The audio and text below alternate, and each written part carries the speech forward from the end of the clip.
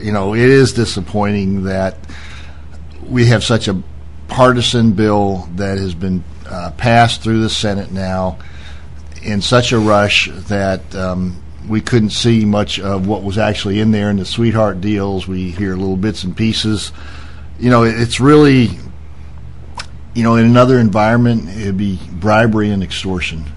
It's really an outrage as to how the process has been carried out, how good ideas have been ignored for the political power play that's going on.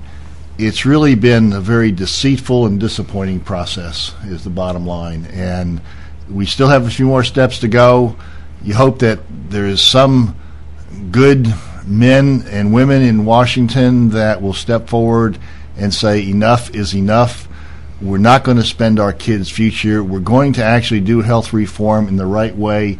We're not going to go down this road, because this road is going to mean it's going to be much, much harder if we could ever do real health reform that would lower costs, improve access, and improve the quality of care. This is a disaster of enormous magnitude. As you mentioned, I've been traveling. I just got back from Germany, where I was invited by a part of the German government to come over and take a look at how they might better privatize their system. They're thinking about going in the other direction.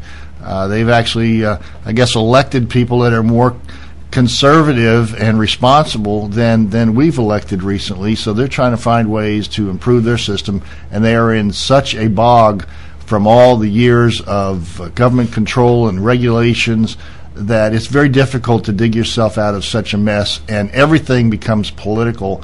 So you have very little chance of making real progress and advancements that help the patient and help the consumer of healthcare.